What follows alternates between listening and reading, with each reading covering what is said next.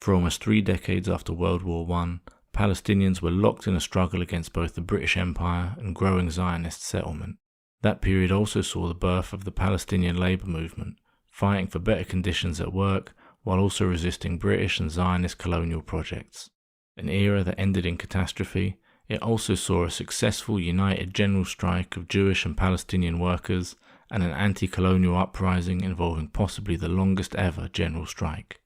This is Working Class History. Alla mattina,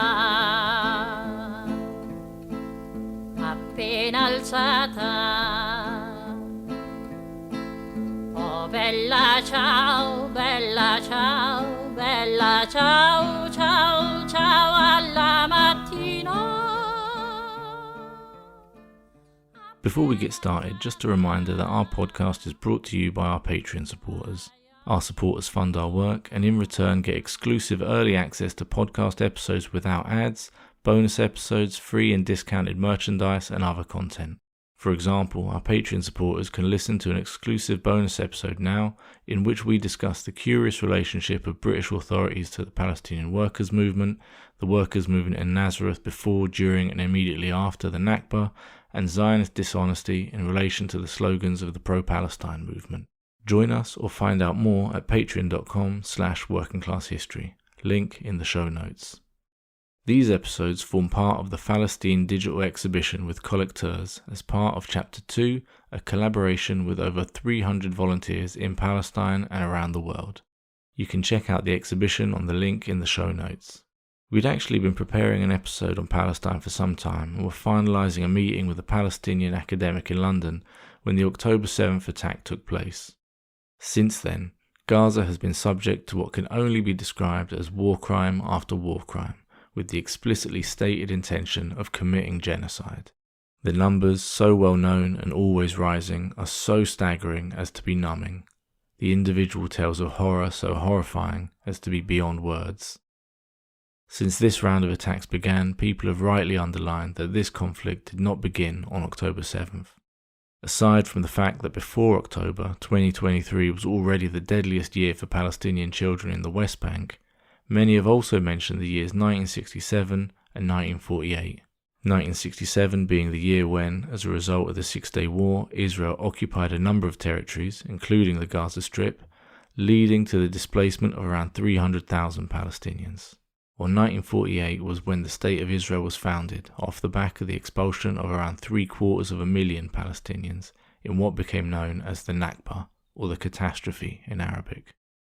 However, to properly understand the events of those years, it's important to go back even further, to before the founding of the State of Israel, to understand how the processes of displacement, settlement and colonization developed long before 48.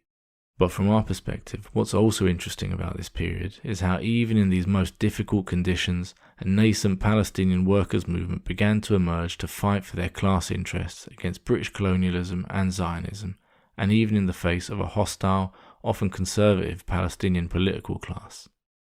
Despite its small size, the workers' movement even managed on occasion to bridge the growing divide between Jews and Arabs, giving brief glimpses of what a possible society in Palestine based on multi-ethnic solidarity and cooperation might look like. A possibility which, as we unfortunately know all too well, has yet to come. Up until World War I, Palestine had been part of the Ottoman Empire, through which Turkey ruled much of the Middle East. However, this all changed after the Ottomans ended up on the losing side of the war, and their empire, including Palestine, was divided up by the victors. During World War I, the British made conflicting promises regarding Palestine. One to the French, which is the Sykes-Picot Agreement, which divided the Arab provinces of the Middle East between France and Britain. And France could have assumed that Palestine could have been a part of the area that it was receiving. It also made a promise to the Arab leaders of the revolt, which is Sharif Hussein, who was the Ottoman governor of Hijaz, that they would allow an Arab state. And then the third promise was the Balfour Declaration, which is a promise made to the Zionist organization that the British government would support the creation of a Jewish homeland in Palestine at the end of the war. This is Lina Delasha, a Palestinian scholar and activist researching the history of Palestine and Israel, with a particular interest in the labour movement in Nazareth and the Palestinians who became citizens of Israel after 1948. So at the end of the war, basically, the British had promised Palestine to three different parties, none of which were actually the original people of Palestine, the Palestinians, the Arab Palestinians who lived at the time in Palestine. When the Balfour Declaration was issued, about 5% of the population of Palestine was Jewish, 95%, the vast majority were Palestinian Arab. So the promise basically promised political rights, or what they called the national homeland, and they avoided the promise of a state intentionally, to the Jewish people. The Palestinians were only mentioned in negation, that is, that their social and religious rights will not be undermined, and they're only mentioned as the non-Jewish population. A couple of years after the Balfour Declaration, the League of Nations, which was the forerunner to the United Nations we have today, signed a charter which included an article creating what became known as Mandate Territories, basically countries previously ruled by the empires that had lost World War I and would now be administered by those who had won. They created this category called the Mandates, which, according to the League of Nations, basically claimed one of the European countries would assist those people not yet able, quote unquote, to govern themselves. And this was the framework of the British control of what is now Jordan and Iraq, along with Palestine, and France in Syria, which then was divided into Syria and Lebanon. Of course, there was one significant difference between the mandates for countries like Iraq and Syria and the one in Palestine. The distinct form that the British mandate took in Palestine resulted directly from the Balfour Declaration, because in this case, unlike the other cases, the people who the British promised to aid towards independence were the Jewish minority, who, as I mentioned, were still, even after the immigration before and during World War I, were still less than 10% in Palestine. But the mandate incorporated verbatim within it the language of the Balfour Declaration, that is, His Majesty's government views with favor the creation in Palestine of a national home for the Jewish people. And within this constitutional framework that created British rule in Palestine, they also reproduced the formula in which the political rights for Jews were contrasted with the protection of the social and religious rights of the non-Jewish population, as the mandate also reproduced from the Balfour Declaration. So the constitutional framework was one that was created to basically facilitate the creation of a Jewish state at the expense of the Palestinians. It recognized the Jewish institutions and gave them a role within the British mandate system.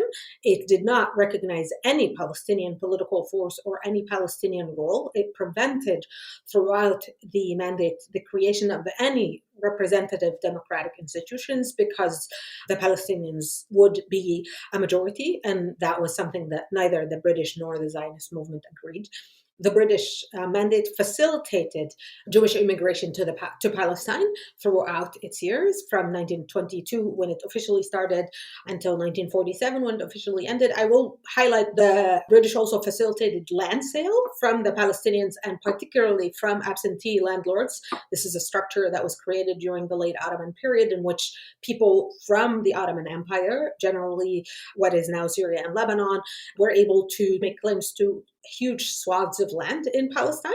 And during the years of the mandate actually facilitated the sale of lands from those absentee landlords to the Zionist institutions, thus turning large number of Palestinians into landless peasants, or basically eventually channeling or forcing them to be channeled into becoming a paid labor force, which is a part of the proletarianization process in Palestine.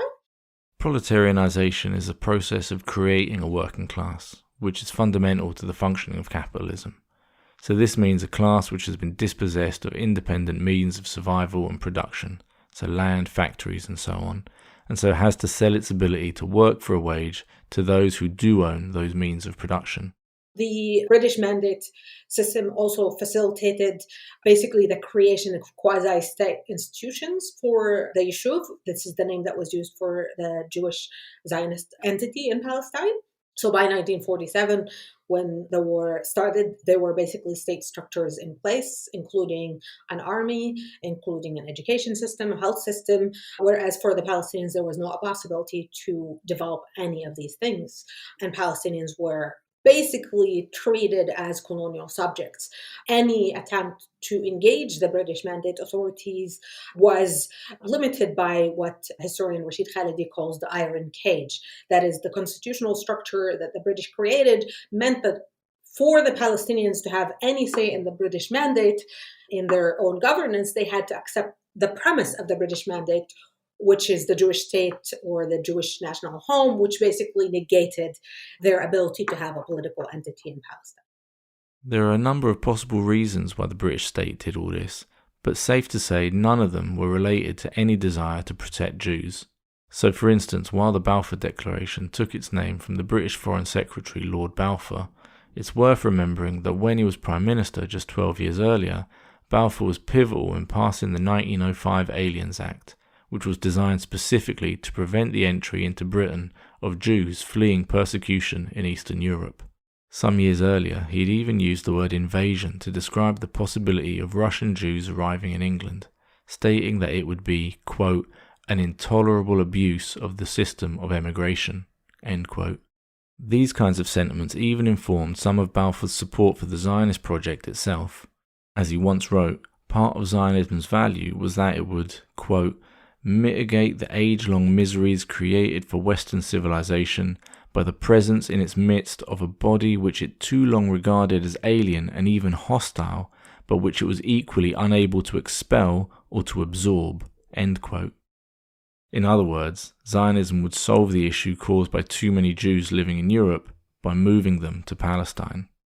However, the reasons behind the Balfour Declaration were actually a lot more complicated than just Britain wanting to reduce or get rid of its Jewish population.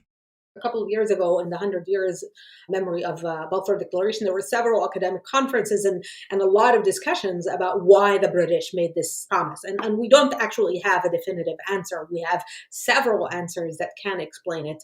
And one of them is anti-Semitism, is the desire to get Britain rid of its Jewish population. But one of the considerations was also a strategic consideration. Usually when I teach history, I tell my students, usually when you ask a question of why did the British Empire do something, the answer is often India. And in this case, one of the explanations is the Suez Canal. The British controlled Egypt, and this was the other side. And in fact, creating a patron state in that area guaranteed a long-term dominance, because 1919, the Egyptians already had a revolt. There was already a huge discontent against the British, and having a population that was very reliant on the British, a colonial force that is reliant on the British, exactly as in the Ulster case, was very useful. When Lena mentions Ulster here, she's referring to the Irish province which historically had a majority Protestant population. The bulk of it makes up what is commonly known as Northern Ireland, which is still occupied by Britain. Lena's mention of Ulster here is a reference to a comment made by Ronald Storrs, the first British governor of Jerusalem, who said that Britain needed the Zionist movement to form a, quote, little loyal Jewish Ulster, end quote. That is, just as the Protestant community was intended to maintain loyalty to Britain in Northern Ireland, the Zionist movement would do the same in Palestine.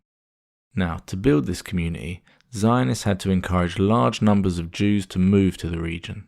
And one of the foundational myths of Zionism is that before European Jews arrived in Palestine, there was nothing there. The so-called land without a people for a people without a land. And it was the Zionists who made the desert bloom. Of course, the reality was completely different. British rule on Palestine began as Palestine was undergoing massive socioeconomic changes that are not, as used to be claimed, only tied to the Zionist movement in Palestine.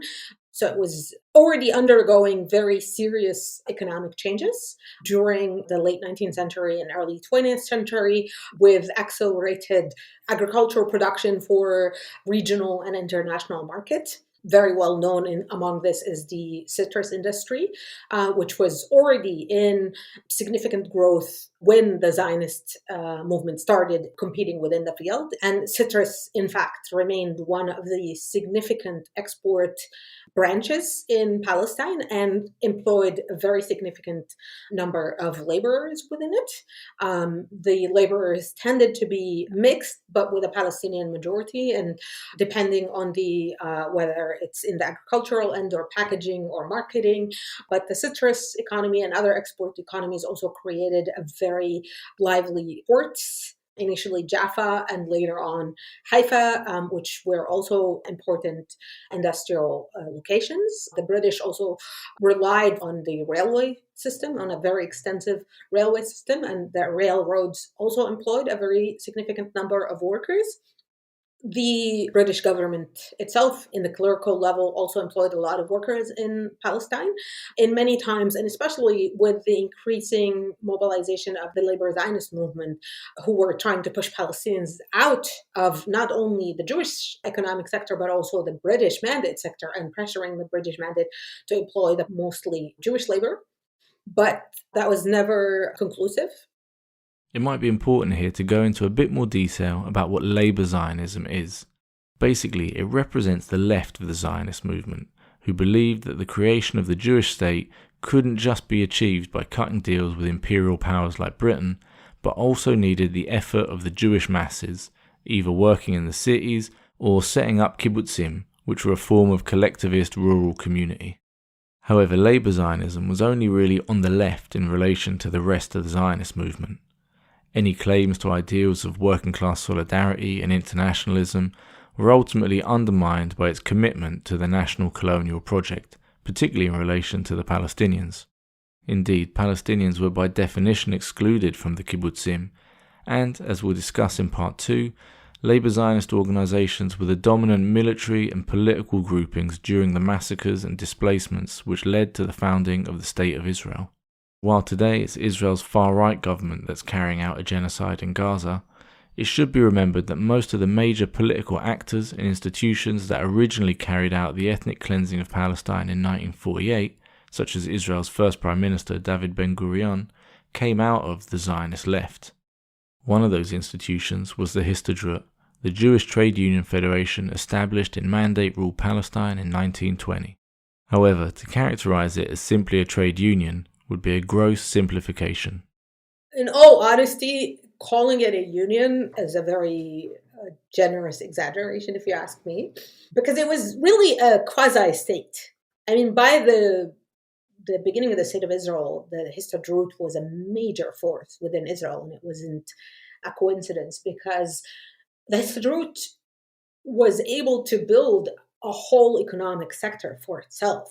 It became the largest employer in the Yishuv, in the Jewish settlement in Palestine, and later in Israel. It monopolized whole sectors of the economy. It provided social and cultural services throughout the Yishuv, including healthcare and education. And it was at the center of the Zionist project. So it might have been a union, but it had a state next to it, or a state that had a union next to it. But in either cases, it was an instrumental part of the Zionist project. It came out of labor Zionism, basically out of the understanding that even though there's this claim of, social Zionism, the priority is Zionism. If you think there seems to be a contradiction here between being the main Jewish union federation and also the largest employer within the Jewish settlement in Palestine, you'd be right. In our podcast episodes on anti-Zionism in Israel, veteran Israeli anti-Zionist socialist Akiva Or explains how in the 1950s, as a young merchant seaman, he took a pay dispute to his Histadrut union representative. As Akiva explained, not only had his union rep never been a merchant seaman or been elected by the members, but, quote, from 8 to 12 he acted as the Seamen's Union Secretary, had a lunch break, and then he sat on the board of directors of the shipping company, end quote. You can listen to more from Akiva's story in episodes 17 and 18 on anti-Zionism in Israel. However, while the Histadrut might have been comically class collaborationist in relation to Jewish workers, its relationship to Palestinians was far worse. One of the key ways this played out was with the so-called conquest of labour, sometimes known as the Campaign for Hebrew Labour. And conquest of labor was an idea of basically enabling exclusive Jewish labor in not only the Jewish industry, but also in the mandate-led industries. This ideal of labor Zionism comes to the ground and encounters with the reality that it is not sustainable. In fact, in the first waves of immigration, the vast majority of the people who immigrate to Palestine actually turn around and leave because they're unable to live in Palestine, and in part because they cannot compete with the Palestinian workers, because they were rooted in the place, because they had social networks that subsidized the production of labor, the reproduction of labor, were able to work for much lower wages. People had small plots of lands, they had extended families, they had support units, they had existing homes. So they were able to work for cheaper, which made them a draw for some of the industries, but also a target for the Zionist movement. And the early Jewish enterprises in Palestine were profit-centered. So they obviously would end up hiring Palestinian workers who were the cheaper option. So the alternative that the labor Zionism comes out with, which is manifested by the Histadrut, is creating its own industries, and in those excluding Palestinians. So the kibbutz model, which is so lauded as a socialist model, was actually rooted in an exclusionary, anti-universal understanding of excluding Palestinians from work in Palestine. And the Histadrut throughout is invested in this project. They picket Jewish industries and mandate industries demanding exclusive Jewish labor and firing the Palestinian workers. They undermine them in every turn possible. Nimrod Ben Ze'ev writes about construction and quarries in his research, and he shows how the Histadrut was instrumental in pushing out Palestinian workers in Nesher, for example, in the cement factories. So the Histadrut, in that sense, plays an instrumental role in undermining the Palestinian working class. As part of the Hebrew Labour Campaign, the Histadrut would set up pickets outside workplaces employing Palestinian workers. During these pickets, Histadrut activists frequently attacked both property and Palestinian workers themselves. For instance, during a campaign at a number of Kfar Saba citrus groves in 1934, Histadrut picketers would enter the groves and forcibly take tools from Palestinian workers. They blocked entrances and roads leaving Palestinian villages, and they threw rocks at Palestinian workers. Violence was even more common in cities, where Histadrut activists acted as flying pickets, moving from one workplace to another, first trying to persuade employers to sack Palestinian workers, and then, when that didn't work, resorting to violence. Unsurprisingly, however, the Palestinian working class were not passive victims to such attacks. Certainly. There were confrontations and violence that were attached or part of this process from the beginning, which is only natural to think about. And imagine if you're a worker who comes to work and is faced with people trying to prevent you from walking into your workplace. But it was also a part of the overall tension that was brewing in Palestine from the early 1920s. That had already actually had roots within the pre-mandate era, but Palestinians understood the Zionist project very clearly. And they understood that it was a project that sought to take over their country, take over the land, and exclude them from the political entity that would be created, but also from access to resources. So the tensions brewed over the years, and the conquest of labor was one of the focal points of confrontation for a while. Throughout the period of the British Mandate, Palestinian workers also built a variety of organisations to fight for their rights, both on the shop floor and in a broader, more political sense. One of the first such organisations was the PAWS, the Palestinian Arab Workers Society. So the Palestine Arab Workers Society, جمعية العمال العربية الفلسطينية, was the first Palestinian trade union created in 1925.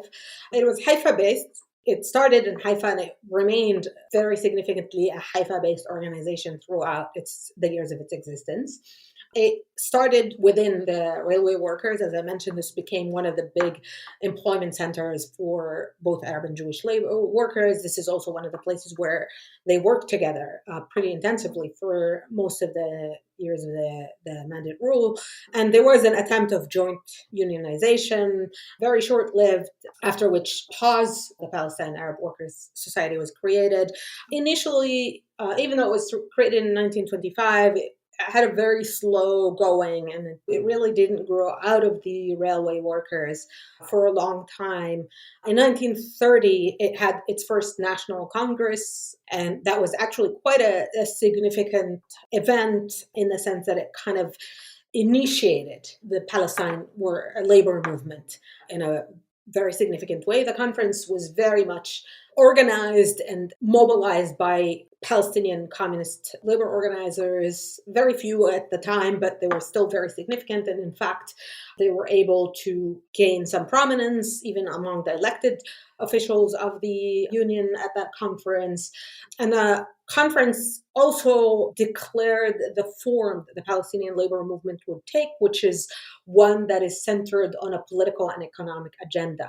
And this actually would become a feature of the Palestinian labor mobilization throughout, which is to say that while worrying about factory level rights, the labor union was also anti-colonial and invested in the Palestinian national movement, demanding the rights for the Palestinians. In the 1930s, there's a rise of nationalist mobilization, anti-colonial fervor in Palestine that is multifaceted and multi-locationed. Peasants and youth and workers and intellectuals. And it was Palestine in the early 30s, in the build up to 1936, was very, very mobilized. And as part of that, there's also a rise in labor mobilization, a consolidation of labor movement, and a rise of mobilization that is kind of expressed in a series of strikes from the beginning of the 1930s at Shell, the oil refineries, drivers, by transportation, by railway workers, by workers in different factories. In her study on the Palestinian labour movement, Rachel Liataku explains that the 1930 conference was attended by 59 labour representatives from across Palestine. Haifa railway workers made up the core of the organisation, but there are also bakers, painters, stonemasons and other construction workers from around the country.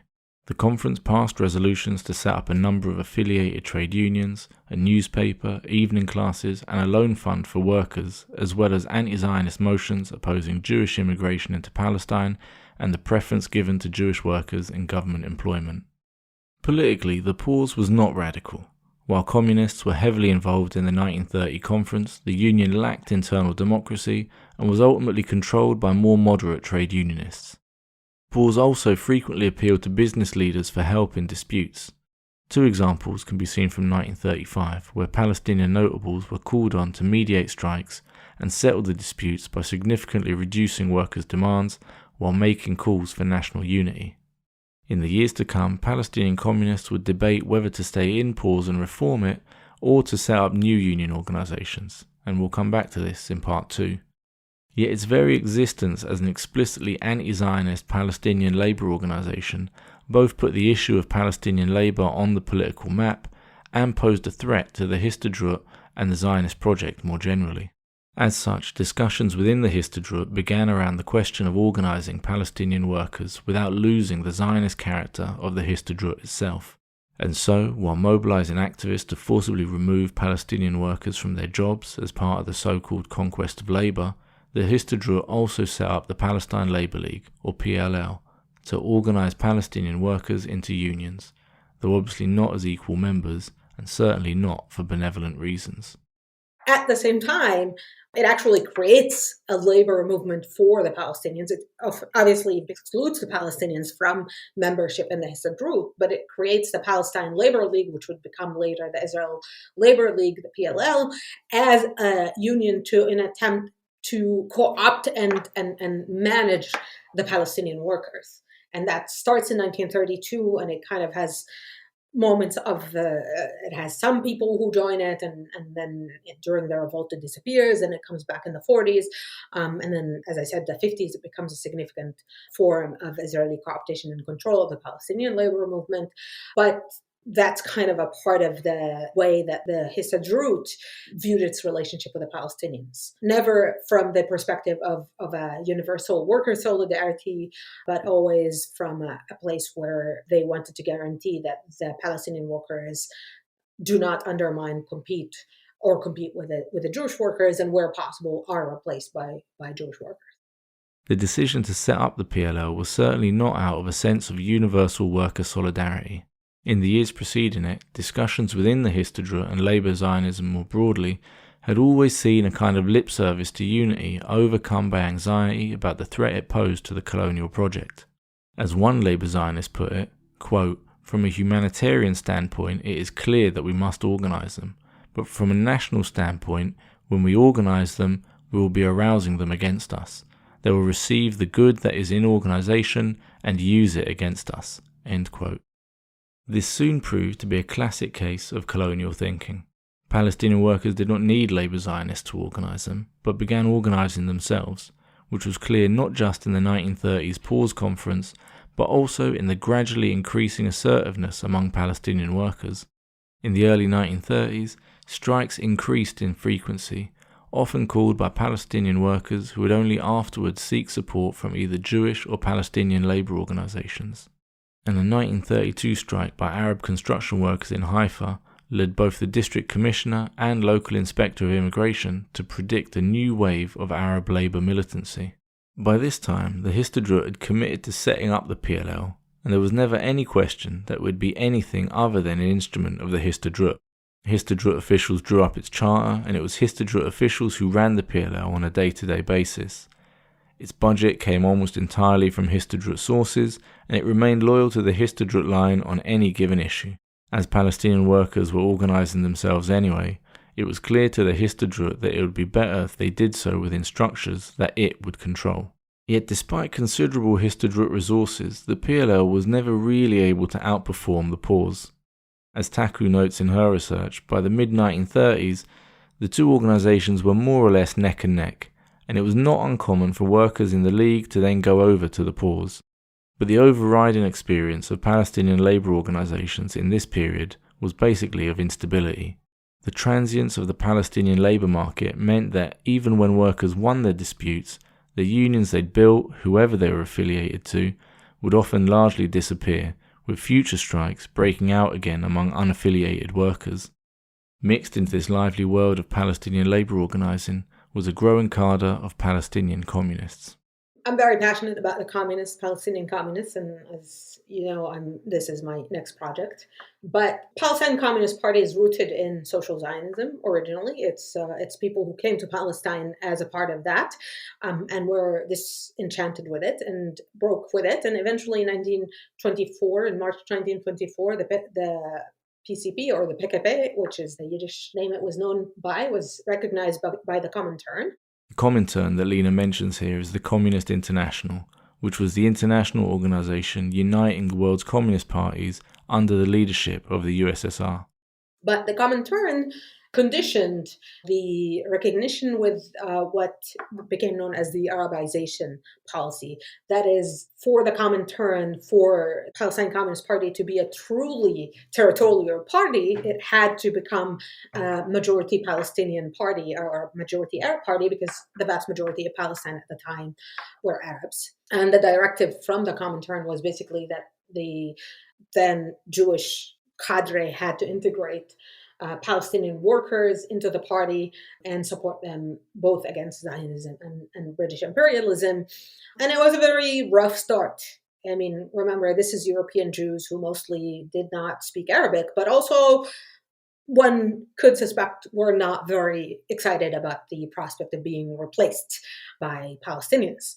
So the process was very slow, and not only because of that, because the flip side of that was the Palestinians were very suspicious of those new immigrants who came as a part of the Zionist movement, who were associated, even if they weren't in fact Zionist by this point, but for the Palestinians. They were associated with the Zionist project. So there was a lot of suspicion, and it was very slow going. And by the end of the 1920s, very few Palestinians had joined the Communist Party, and they were mostly working class, but they were actually a very dedicated cadre, to the extent, as I mentioned, in the 1930 conference, the Palestinian communists labor organizers were very influential. From the beginning, they were vocal against land sales. They were part of the mobilizing against it, writing against it. They publish a newspaper in Arabic that goes on and off in the 30s and much more consistently in the 40s. They're definitely trying to frame themselves and get engaged in the Palestinian society as a part of an anti-colonial struggle. And for the Palestinians, that meant objection to immigration, objection to land sales.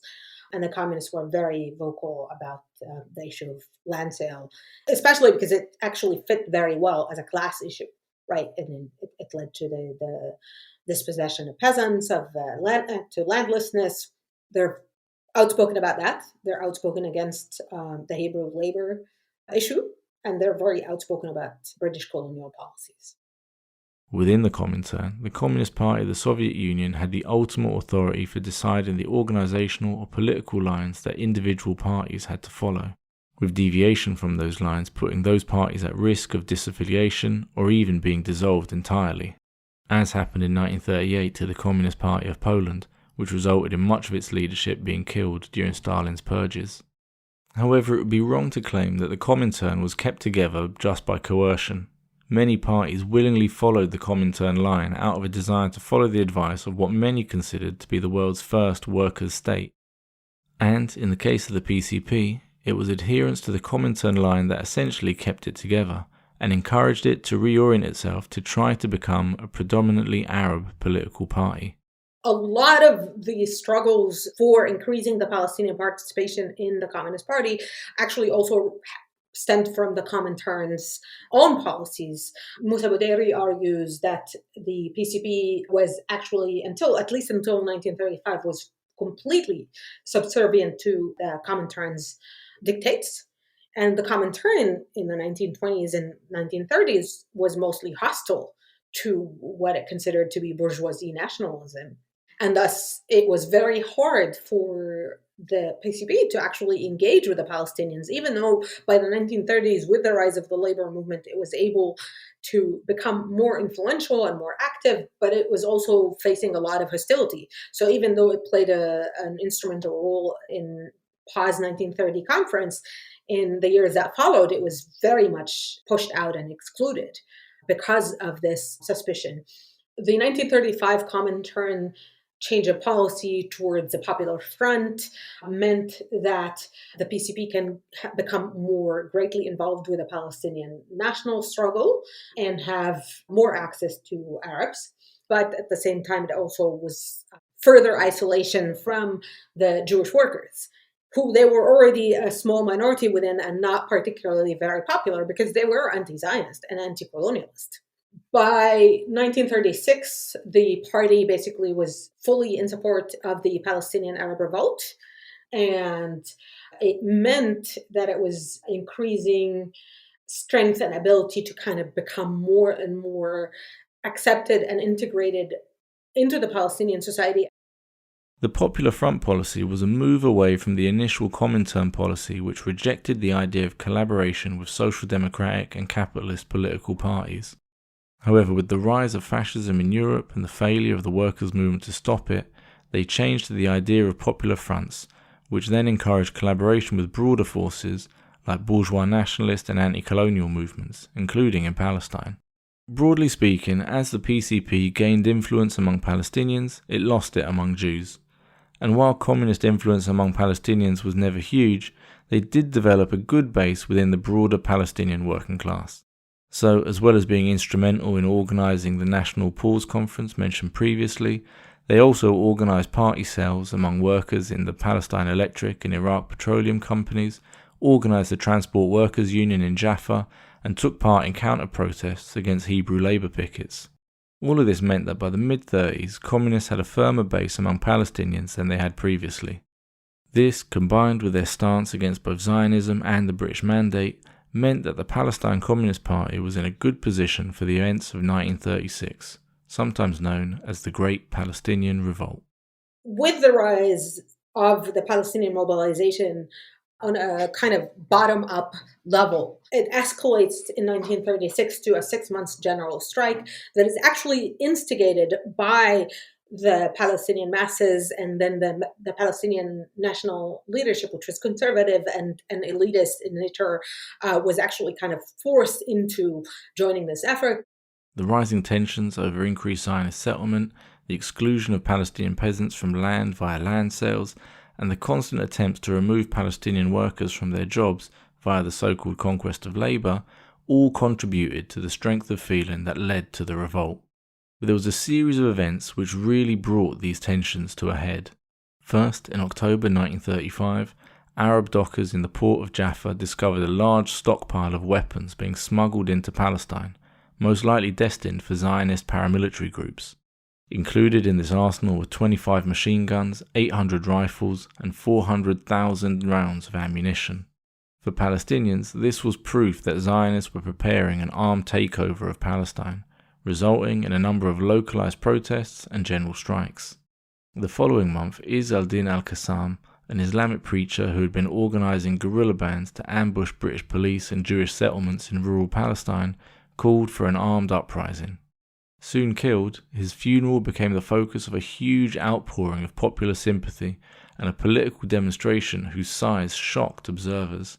Yet despite al-Qassam's death, the guerrilla groups he had started continued. A few months later, in April 1936, Qassamite guerrillas killed 2 Jews during a roadblock. In response, Jews in Tel Aviv marched through the streets attacking Palestinians and their properties, while in nearby Petah Tikva, 2 Palestinians were murdered by Jewish assailants. It is in this context that what became known as the Great Palestinian Revolt of 1936 breaks out, the first phase of which is the 6-month general strike mentioned by Lena. The Palestinians announced a 6-month strike with 3 very clear demands: end Jewish immigration, end land sale, and democracy. And of British colonialism, a general strike that was remarkably adhered by the Palestinian masses, working class, shop owners, all the Palestinian economy and related aspects were shut down pretty much for 6 months, which is also a part of what the Zionist movement and the Histadrut used to undermine Palestinian workers in the next level. The general strike saw walkouts in and boycotts of both British and Zionist-run sections of the economy, as well as the non-payment of taxes. Historians have claimed it was the longest ever anti-colonial general strike, and perhaps even the longest general strike in history anywhere. In tandem with the strike, national committees sprang up in major cities to coordinate the struggle, with the committee in Nablus being the one that had originally called the strike. Meanwhile, Palestinian leaders tried to catch up with the revolt by endorsing the strike and forming the Arab Higher Committee as part of an attempt to pull together the various factions of the Palestinian political class. The strike was massively adhered to. The Arab Drivers' Union shut down motor transport, Nesha quarry workers organised in the PAWS walked out, and the Jaffa port was stopped by port workers. However, it was during the strike that the function of the Histadrut's conquest of labour really crystallised. For instance, while the Jaffa port, with its largely Arab workforce, had been shut down, the port at Haifa, which had a more significant Jewish workforce, remained working. Even Palestinian port workers in Haifa were reluctant to join the strike, arguing that if they did, they would simply be replaced by Jewish workers. Indeed, the Histadrut used the strike as an opportunity to further its colonial ends, mobilizing kibbutz members to act as scab replacements by doing the work of striking Palestinians. At the Nesha quarry, the contract of Palestinian contractor Musba al-Shakifi, himself no friend of Palestinian workers, was terminated and transferred to the Histadrut's contracting office. At another quarry in Majd al-Yaba, the Histadrut coordinated with British authorities to fire all 400 or so Arab workers and replace them with Jewish workers. Meanwhile, the British military was sent to protect scabs, and Royal Navy engineers were deployed to break a strike by rail workers. Despite the combined forces of the British Empire and the Zionist movement, the strike was solid enough to have shocked the British, who subsequently tried to find the underlying causes for the strike. After the 6 months initial strike, there is a pressure from the Arab countries, again, patrons of British colonialism, to stop the strike. The British sent a commission called the Peel Commission as a fact-finding mission to Palestine, and the Peel Commission issues its recommendation for partition of Palestine into an Arab and a Jewish state and an international section, with then the idea that the mandate is not workable. But a part of the Peel Commission's decisions or discussions, even though it was hostile to the Palestinians, is a clear understanding that British rule is the reason for the unrest among the Palestinians. The Peel Commission recommended the partition of Palestine into separate Arab and Jewish states that was ultimately hostile to the Palestinians. For instance, rather than set up an independent Palestinian state, the Commission recommended that the Arab portion be annexed by Transjordan. Moreover, the population transfer that partition would have entailed was extremely uneven. As the Peel Commission itself acknowledged, only 1,250 Jews lived in the area allotted to the future Arab state, while about 225,000 Arabs lived in and would therefore have to be moved to make space for the area assigned to the future Jewish state. There were also concerns that much of the more cultivable land was being given to the future Jewish state, while the Palestinians were being left with barren mountains. The Zionists, for their part, were willing to accept the Peel Commission, despite its offer of less land than they wanted, seeing it as the best that they could achieve given the current balance of power. In the words of Israeli historian Ilan Pappé, it was, quote, a basis for negotiations, not a final map, end quote. The Palestinians reject the Peel Commission's recommendations, and the second phase of the revolt after the Peel Commission was an armed struggle that was centered in the countryside. It was mainly led by Palestinian peasants who carried arms and tried to sabotage and attack British targets and Jewish settlements. This next phase of the revolt was even more uncontrollable than the 6 months that preceded it.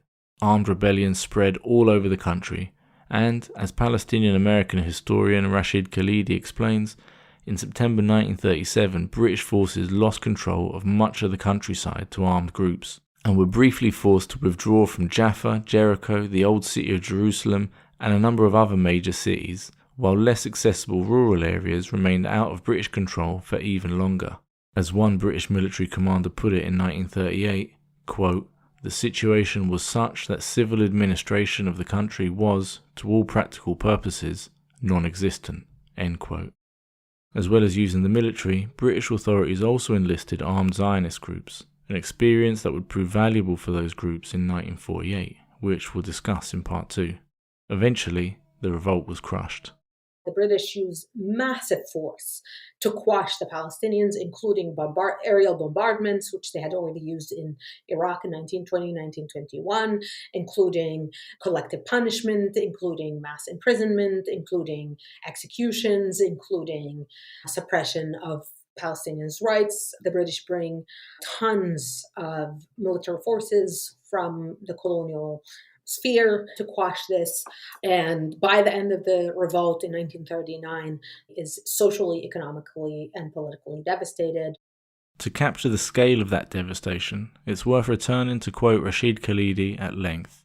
Quote, the cost to Palestinian society was great. Hundreds of homes were blown up, perhaps as many as 2,000. Crops were destroyed, and over 100 rebels were summarily executed simply for the possession of firearms or even ammunition. Curfews, administrative detention, internal exile and other punishments were liberally applied, and particularly cruel means were employed by the British, such as tying villagers to the front of locomotive engines to prevent rebels from blowing up trains. An entire quarter of the old city of Jaffa was dynamited under the rubric of quote-unquote urban renewal, after the British failed to bring it under control. Total Arab casualties during the revolt were approximately 5,000 killed and 10,000 wounded, while those detained totaled 5,679 in 1939. The number of those exiled and forced to flee is unknown, but is probably in the thousands. In an Arab population of about 1 million, these were considerable figures. They meant that over 10% of the adult male population was killed, wounded, imprisoned, or exiled. End quote. However, the ramifications of the defeat of the revolt would be felt far beyond the end of the revolt itself. The Palestinian leadership is either imprisoned or exiled.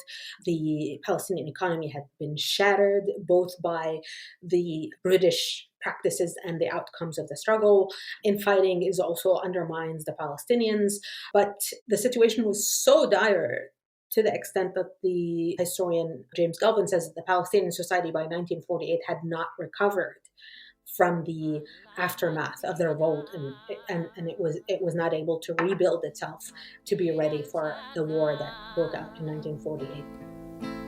Oh, bella ciao, bella ciao, bella ciao, ciao, ciao alla mattina. Appena alzata, il risaia mi tocca andare. That's all we've got time for in this episode. Join us in part 2, where Lena will tell us about how the Palestinian labour movement got organised during World War II, and we also tell the story of a general strike involving both Arab and Jewish workers, as well as the catastrophic events which made up the ethnic cleansing of Palestine and led to the founding of the State of Israel in 1948. Part 2 is available now for early listening for our supporters on Patreon. We also have a bonus episode where we discuss the curious relationship of British authorities to the Palestinian workers' movement, the experience of the labour movement in Nazareth, and the dishonesty of Zionists in relation to the slogans of the Free Palestine movement. Available now exclusively for our supporters on Patreon. It's only support from you, our listeners, which allows us to make these podcasts. So if you do appreciate our work, please do think about joining us at patreon.com/workingclasshistory. Link in the show notes. In return for your support, you get early access to content, as well as ad-free episodes, exclusive bonus content, discounted merch, and more. And if you can't spare the cash, absolutely no problem. Please just tell your friends about this podcast and give us a 5-star review on your favourite podcast app. If you'd like to learn more about workers' struggles in Mandate Rule Palestine, check out the webpage for this episode, where you'll find images, a full list of sources, further reading, and more. We've also got a great selection of books available about Palestinian and Israeli history in our online store, and you can get 10% off them and anything else using the discount code WCHPodcast. Links in the show notes. Thanks also to all our Patreon supporters for making this podcast possible. Special thanks to Jameson D. Saltzman, Jazz Hands, Fernando Lopez Ojeda, and Jeremy Cusimano. Our theme tune is Bella Ciao. Thanks for permission to use it from Dischi del Sole. You can buy it or stream it on the links in the show notes. This episode was edited by Tyler Hill. Anyway, that's it for today. Hope you enjoyed the episode, and thanks for listening. Bella ciao, bella ciao, bella ciao.